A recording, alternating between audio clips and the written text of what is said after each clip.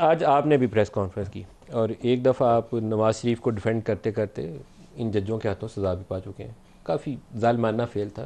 मेरे ख्याल में हाथ हौला रखना चाहिए, पॉलिटिकल वर्कर्स के ऊपर वो इतनी सख्ती नहीं होनी चाहिए, लेकिन आप भुगत चुके हैं। आज आपने दोबारा प्रेस कॉन्फ्रेंस की, क्यों? बिस्मिल्लाहिर्रहमानिर्रहीम। बहुत शुक्रिया मलिक साहब।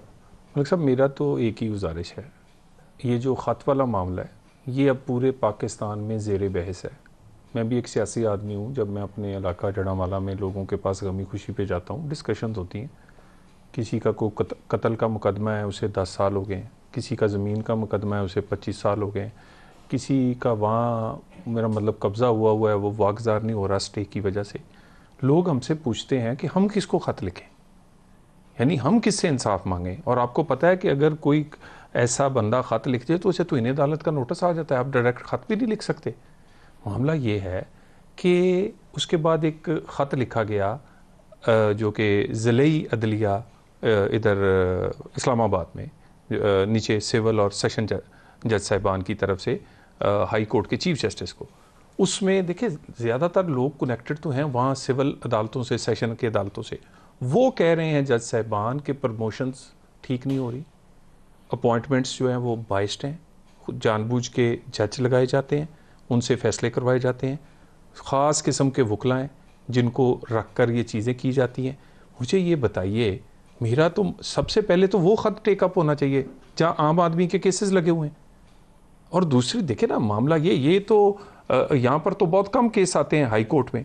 और दूसरी बात मेरी एक बड़ा सादा, देखिए ख़त लिखूँ तो मैं लिखूँ, आप लिखें, बेबस आदमी लिखे, लेकिन जो जिसके पास ये इख्तियार है कि वो वज़ीर आज़म पाकिस्तान को घंटों में ताहयात नाहिल कर सकता है, बड़ी पावरफुल, वो किसी को नोटिस क्यों नहीं कर सकता? भाई किसी ने अगर जुर्रत की है कि वो इन्फ्लुएंस कर रहा है, वो आप बड़ी अदालत में उसको कटहरे मिले हैं।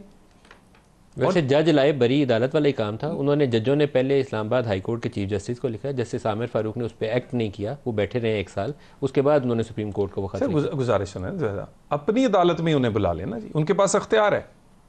और मुझे मुझे एक मेरा सवाल है, अगर आप कहते हैं जी आप पे 1 साल से 2 साल से दबाव है, इसका मतलब आपने जो फैसले किए हैं कोई पता नहीं किसी के दबाव में किए। देखिए, जस्टिस शौकत अजीज़ सिद्दीकी, आप उनका केस अच्छे से वाकिफ़ हैं। जनरल फैज़ के ऊपर उन्होंने बड़ा खुल के बयान दिया था कि वो, उन्होंने कहा कि हमारी 2 साल की मेहनत ज़ाया नहीं करनी, सज़ा देनी है नवाज़ को और उसको, मरियम को अंदर करना है। आप उस केस के लिए पब्लिकली आवाज़ उठाते रहे और सही आवाज़ उठाते रहे।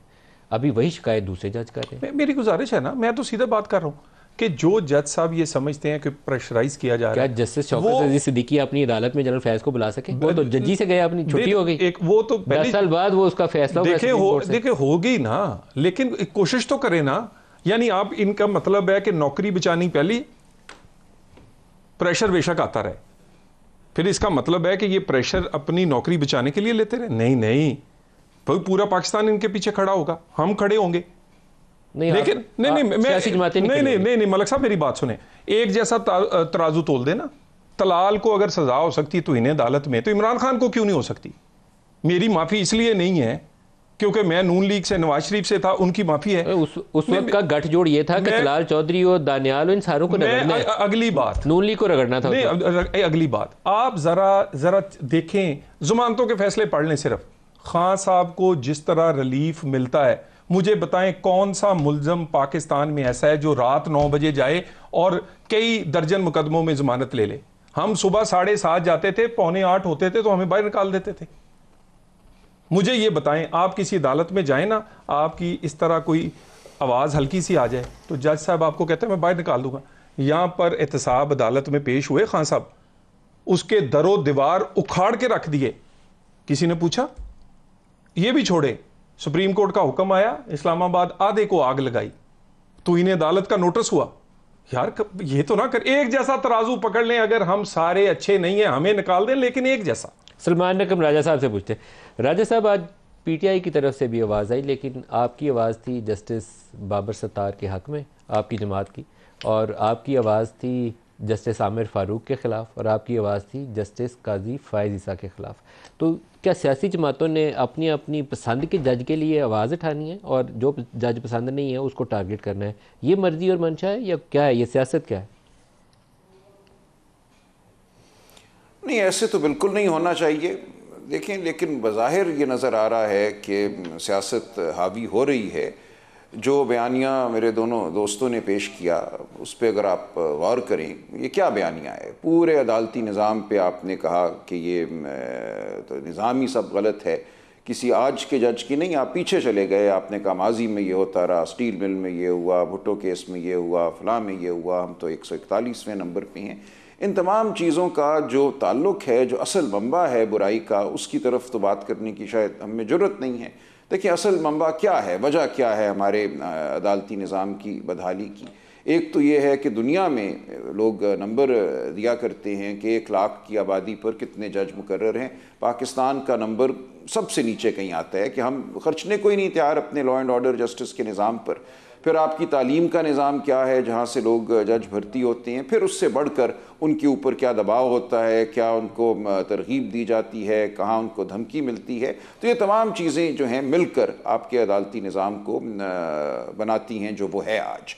और उसमें यकीनन रूह को कुचल दिया जाता है इंसाफ के हुसूल में। साल साल लगते हैं दीवानी मुकदमात में भी और अब तो फौजदारी मुकदमात में भी। तो इस बारे में तो कोई कलाम नहीं कि हमारा अदालती निज़ाम जो है हमारी रियासत की जो तरजीहात हैं उनमें बहुत नीचे है।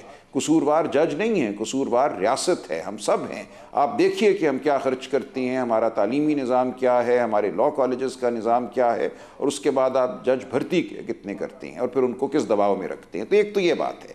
ये बयानिया तो हम सब कर सकते हैं, इसका कोई ताल्लुक़ नहीं है जो आज हो रहा है उससे।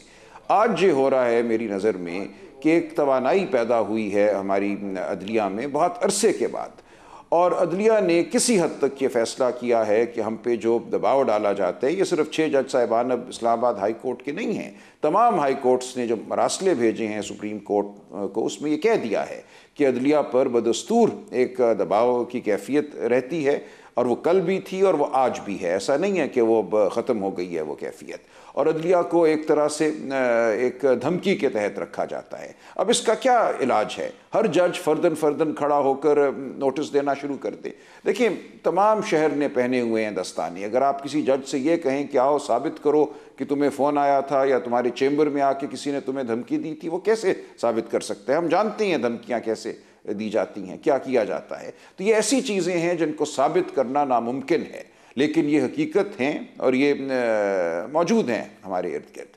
तो जब जज ये कहते हैं मिलकर एक बड़ी तादाद में कि हमारे निज़ाम को हमें आज़ाद कराने की ज़रूरत है दबाव से, धमकी से, और जो इदारे हैं जिनकी तरफ इशारा किया जाता है, तो एक मकालमे की ज़रूरत है। सुप्रीम जुडिशल काउंसिल को इसलिए उन्होंने ख़त लिखा कि वो सबसे बड़ा हमारा इदारा है अदालती निज़ाम में, कि वो एक लाए अमल वज़ा करे, और उसके बाद अगर सुप्रीम कोर्ट चाहे तो उनका लेकिन जो असल सवाल है वो अभी बरकरार है। इस्तेमाल करें। सवाल यह है कि जस्टिस आमिर फ़ारूक को और काजी फ़ायज़ीसा को आप निशाना बना लें और बाकियों को नून लीग वाले और बाकी इनके इत्तेहादी निशाना बना ले, तो फिर तो हम एक ऐसी नहीं, देखिए ना, दलील होनी चाहिए ना जुडिशरी को जिसका एंड रिजल्ट ही कोई नहीं है। फैसला मैं अर्ज़ करता हूँ, देखिए पाकिस्तान के अवाम को ये फ़ैसला करना है कि कौन बेवजह नाहक तनकीद कर रहा है और किसकी तनकीद किसी ठोस बुनियाद पर कायम है। आप उसको अपने ज़ाविये से देख सकते हैं, मैं अपने ज़ाविये से देख सकता हूँ, लेकिन ये बहस बिल्कुल एक जायज़ बहस है। मैं उसकी तफसीलात में नहीं जाऊँगा, लेकिन हमें सबको ये हक़ हासिल है कि हम अदलिया से गैर जानिबदारी मांगें, हम अदलिया से तवानाई और मुदाफ़ियत मांगें जबर के खिलाफ। और ये मुझे कि आपके बकौल काजी फ़ायज़ीसा और आमिर फ़ारूक को निशाना बनाने की वजूहात क्या हैं, आप बता सकते हैं? देखिए, मैं डिटेल में नहीं जाऊंगा, लेकिन चीदा चीदा बातें तो हमारे सामने हैं ना, जिस तरह बल्ले का निशान छीना गया। देखिए, आप आम तौर पे जब सुप्रीम कोर्ट में कोई अपील दायर करते हैं तो बड़ी गनीमत की बात होती है कि वो 2 हफ्तों में लग जाए। आप 6 बजे दायर शुदा एक अपील को अगले दिन 9 बजे लेकर उसका 20 घंटों में फ़ैसला कर देते हैं, जबकि पेशावर हाई कोर्ट का एक फ़ैसला मौजूद था। आम हालात में इस अपील को 2-3 हफ्ते लगना ही नहीं चाहिए था। उसके बाद जब आप अपील का फ़ैसला करते हैं तो उसमें जो दलाइल दिए जाते हैं और जिस किस्म का एक रवैया अपनाया जाता है, उससे एक तशवीश पैदा हुई है। बिल्कुल एक ऐसी बात थी जिस पे तशवीश का होना बनता है। बाकी मैं अब डिटेल में नहीं इस प्रोग्राम में जा सकता कि क्या बातें हुई। मरासले लिख दिए गए हैं इस हवाले से। इमरान खान साहब के खतूत भी हैं जो उन्होंने बराह रास्त लिखे हैं चीफ जस्टिस साहिबान को, वो आप हासिल कर लीजिए। उनमें बहुत लंबी एक डिटेल दी गई है कि जब बेल के लिए दरख्वास्तें दी गई या जेल ट्रायल के ख़िलाफ़ दरख्वास्तें दी गई तो उनको कैसे देखा गया। 3-4 माह वो दरख्वास्त सुनी नहीं गई, ब्रेक करीब आ गई है मेरे पास आ गई राजा साहब, बहुत सी बात। लेकिन काजी फायजी साहब की अदालत के वो जिस बेंच की सरबराही कर रहे हैं, जिसमें सुबह स्पीच लगा हुआ है, उसी के हुक्म के तहत सुबह उनको वीडियो लिंक पे पेशी है। तो इस अदालत का भी सुबह इम्तहान होगा और जस्टिस आमिर फारूक जिस बेंच की आज सरबराही कर रहे थे उसी के हुक्म के नीचे 190 मिलियन पाउंड में जमानत का हुक्म हुआ है। ब्रेक ले लें, ब्रेक से वापसी के ऊपर मजीद सवाल जवाब करते हैं, हमारे साथ रहिएगा।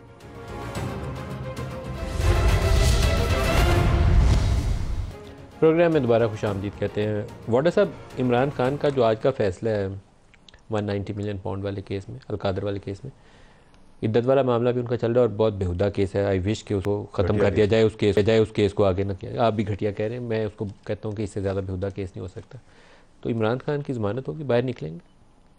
देखिए ये तो जेल भी वो लोग ही देते हैं, अदालत में जो बैठे हैं मैं बेल भी वही लोग देते हैं। उनकी मर्जी से बंदा कब वो वापस आ जेल सके। दे देते हैं, कब वो बेल दे देते हैं, किसी का कुछ पता नहीं होता।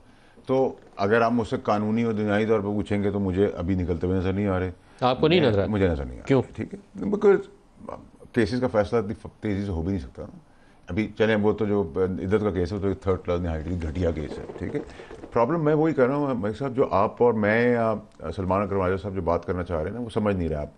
हमारा ब्रॉडर इशू ये है कि आपकी इन्वॉल्वमेंट निकाह में भी आ गई है। मतलब एक आदमी औरत का निकाह नहीं है, वो पब्लिकली आए कहते हैं निकाह है, उसको भी कवर दिया इस्लाम ने। लेकिन यहाँ निकाह है, एक पुराना शौहर जो फैसले लेता रहा, बेशर्म आदमी जो फ़ायदे लेता रहा, उसकी गवाही पे आपने उड़ा दिया। फिर आपने इलेक्ट्रिक मोटरसाइकिल गरीबों को देने की बात की तो आपने कहा वन व्हीलिंग करेंगे, और आपने कहा कि जी ये शरारतें करेंगे ख़वातीन के साथ। भाई आप पे हो हमारे, who are you? If you know everything then you take the charge. Who are you? कल आप कहेंगे जी जीन्स ना पहने क्योंकि इसमें सर्फ ज़ाया होता है और इसमें सर्फ ज़्यादा लगता है और ये इसमें बिजली खर्च होती है, तो हम क्या जीन्स उतार के खड़े हो जाएंगे? बताइए क्या लॉजिक है कि सस्ती रोटी है, स्टे ऑर्डर है उसके ऊपर। मतलब महंगी हो रही थी, कोई स्टे ऑर्डर नहीं था, सस्ती रोटी पे स्टे ऑर्डर है। गरीब एक रोटी का 2 रोटी का। वो कल रेप हुआ है बच्ची का, आपने सुना है अदालतें खुलते हुए? आपने सुना है कि सुबह के वक्त सारा मेला लगा हुआ उस बच्ची के लिए? परसों पंजाब में एक बच्ची की डेथ हो गई है रेप के बाद, उसको टांग दिया है।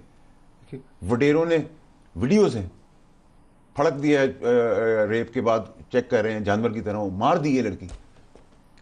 जजों की बीवियों ने तशद्दुद किया है, बच्चियों के हाथ पैर तोड़ दिए हैं। कुछ बोलने वाला नहीं है इस मुल्क के अंदर। सवाल करते हैं तो आप कहते हैं कॉन्स्पिरेसी है, इसके पीछे कौन है? हम जजों से नहीं पूछे। पाकिस्तान से बड़ा कोई नहीं है, कोई किसी के बाप का पाकिस्तान नहीं है हमने मलिक साहब। अब बात वही होगी जो आपके लिए होगी, वो मेरे लिए होगी, वो तलाल के लिए होगी। Nothing short of that, as simple as that. और आप इल्जाम लगाएंगे तो आप सबूत देंगे। हमें हमारे शवाहिद को भी उठा के फेंक दिया गया था। ठीक है, हम बहुत मार खाए हुए लोग हैं। ठीक है सर, और अब